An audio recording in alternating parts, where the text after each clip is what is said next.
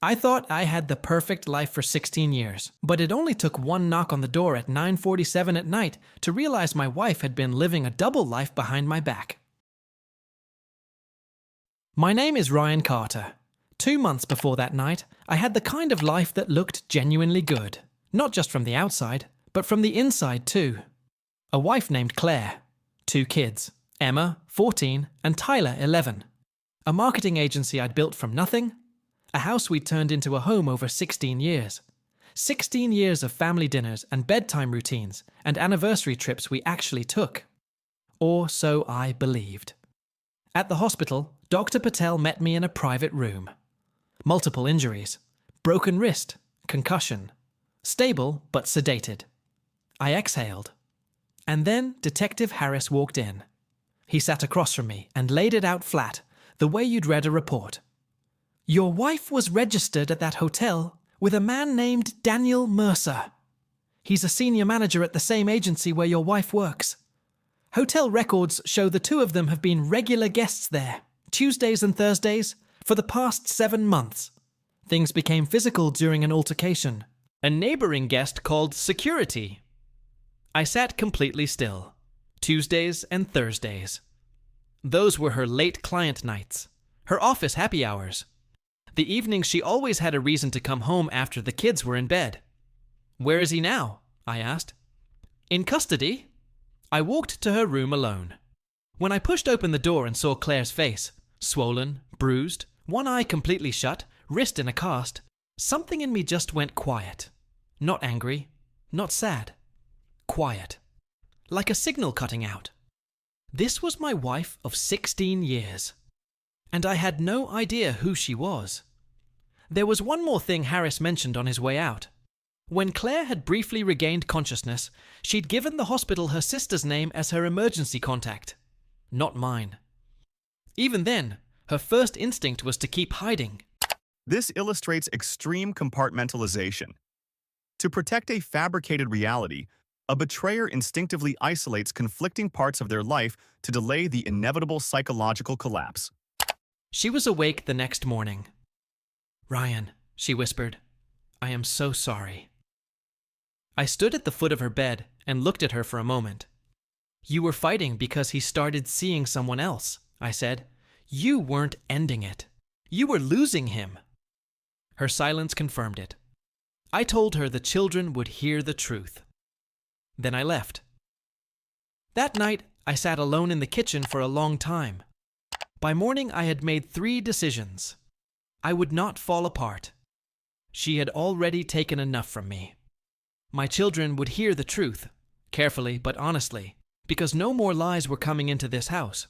And I would rebuild, whatever that looked like. I hired a private investigator named Mark Sullivan. 3 days later, he put the full picture on my kitchen table. 7 months. Not several, 7. The hotel on Tuesdays and Thursdays. His apartment across town. Weekend trips, she told me, were work retreats. One out-of-state trip disguised as a marketing conference while I stayed home and coached Tyler's soccer game. Photographs, credit card records, thousands of texts. There's more, Mark said. Mercer has a pattern. At his previous employer, there were at least 2 similar situations with married colleagues. The agency knew before they hired him. It came up in his background screening. Management chose to ignore it because of the client he was bringing in. I looked at the photographs on my kitchen table and thought about every Tuesday night I'd put the kids to bed alone and never once questioned it. I sat Emma and Tyler down on the living room couch that same week. Emma started crying before I'd finished the first sentence. Tyler went completely still. And then his face did something no 11-year-old's face should do. So she was lying, Tyler said. This whole time, all those trips, all those nights she wasn't home. Yes. He didn't say anything for a long time after that. Then he asked if he still had to go to school on Friday. Emma asked if I would forgive her, if things would go back to normal. I don't know what happens between your mom and me, I told her, but I know 2 things. None of this is your fault, and I'm not going anywhere. I held them both. Emma's shoulders were shaking. Tyler made no sound at all. After they were in bed, I sat on the bathroom floor for a while, not crying, just sitting there, with my back against the tub, listening to the house. 3 days later, Claire's sister Diane showed up at my door uninvited. "After 16 years, you're going to throw everything away." "She told me you hadn't touched her in almost a year," Diane said. "I'm just saying what she told me." This is a clear example of preemptive rationalization. The betrayer fabricates a false narrative of neglect to justify their transgression and neutralize internal guilt. "Get off my porch, Diane." "You're already talking to lawyers?" "I am, and she should too." I filed for divorce. My attorney moved fast. Assets documented. Finances secured. The custody question was the only thing I cared about. Then Claire came to collect her things. I met her on the porch. Her suitcase was already by the door. She wasn't coming inside. "Can we just talk?" she asked. "Anything left to say, our attorneys can handle." "Ryan," her voice broke. "Don't do this to the kids, please. Whatever you think of me, don't do this to them." This demonstrates a classic Darvo response. By framing the protective parent as the threat, the manipulator attempts to reverse victim and offender to evade accountability. "I'm not doing anything to them," I said. "I'm protecting them. That's what I've been doing this whole time while you were gone." Before she could respond, a car pulled into my driveway. Daniel Mercer got out. I still don't fully understand what either of them was thinking. Claire had asked him to come. She thought if they spoke to me together, explained things, it might help somehow. He started talking. Said my name like we knew each other. Said something about never meaning to hurt anyone. I hit him. One shot. Not clean, not movie clean, but enough. He went down on my driveway, and I stood over him and said, "Get off my property. Both of you." They left together, in his car. I went inside and stood in the kitchen for a long time. The custody fight was the ugliest part. Claire's attorney built a case around me being an emotionally distant workaholic who had pushed his wife away. Filed statements from friends and family. Every word erased Claire's choices entirely and replaced them with mine. We submitted the investigators' full report. Photographs, timelines. Statements from the kids' teachers about my daily presence in their lives. The guardian assigned to represent Emma and Tyler interviewed them separately. Both asked to live primarily with me. Around the same time, a former agency employee reached out. The agency had documented Mercer's history before hiring him. Victor Harmon, the director, had personally instructed HR to disregard it because of the client Mercer was bringing in. We added the agency to the lawsuit. Their attorneys called within 48 hours wanting to settle privately. I accepted. When Claire found out, she called me furious. "You've destroyed his career. You're dismantling everything." "Claire," I said, "I didn't do any of this. You made choices. He made choices. The agency made choices. I'm just the one dealing with the consequences." The custody case concluded faster than expected. Faced with the full record, her attorney advised her to accept the terms. Primary physical custody went to me. Claire would have the kids every other weekend, one dinner per week, extended time during school breaks. On the day the divorce was finalized, I watched her sign the papers. As we left, she said she was sorry. "I believe you're sorry it ended this way," I told her. "I'm less sure you're sorry for the choices that got you here." She didn't argue. That might have been the most honest moment between us in a long time. In the weeks that followed, Claire fell apart. Without Mercer, without her career, with limited time with the kids, she started drinking heavily. She showed up for scheduled visits in a state I couldn't allow near Emma and Tyler. I turned her away twice. Then Diane called me late one night. "I'm scared, Ryan. She's in a really dark place. She keeps saying she ruined everything. That there's nothing left." I called Claire's therapist the next morning and shared exactly what Diane had told me.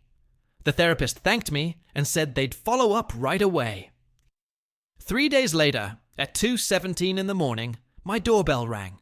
2 officers stood at my door, just like before. Mr. Carter. The female officer spoke quietly. May we come in? It's about your ex-wife, Claire.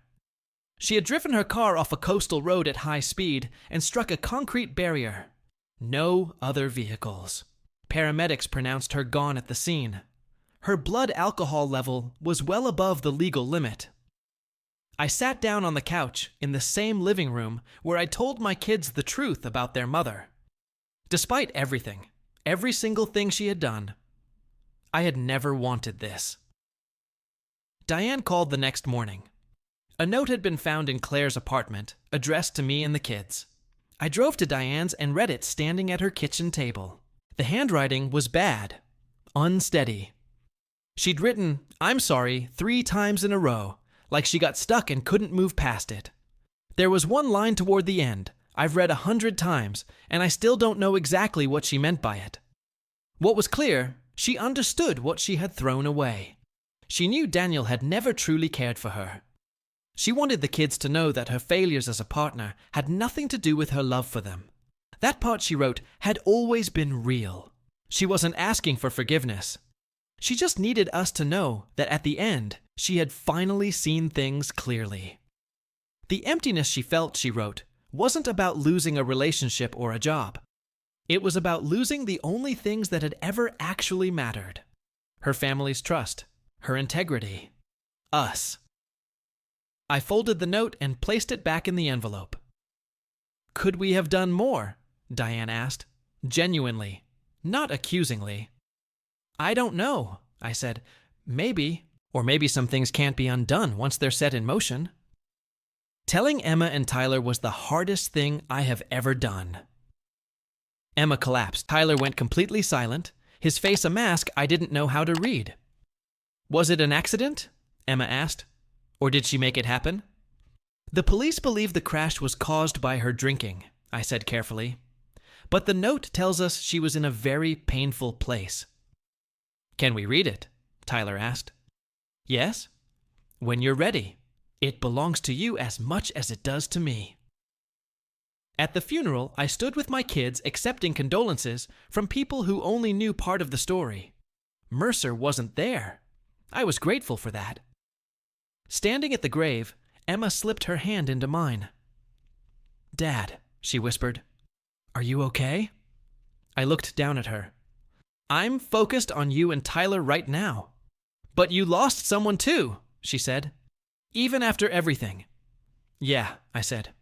I did. Tyler pressed close on my other side. Do you think she meant it, what she wrote? I do, I told him. I think at the end she finally saw things clearly.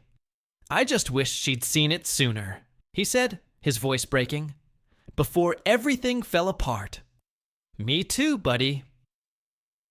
Emma and I were sitting on the back porch watching the sun go down.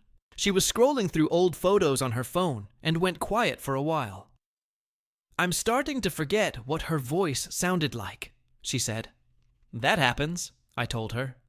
But you don't forget who someone was to you. The good parts, along with everything else. She leaned her head against my shoulder. I miss who she used to be, before all of it. So do I. She looked up at me. So, what do we do now? I thought about it for a second. We've still got each other, I said. That's not nothing. She didn't answer, just leaned back against my shoulder. We sat there until the sky went dark. If you were in Ryan's shoes, would you have let her sister read that final note, or would you have just burned it? Let me know in the comments below.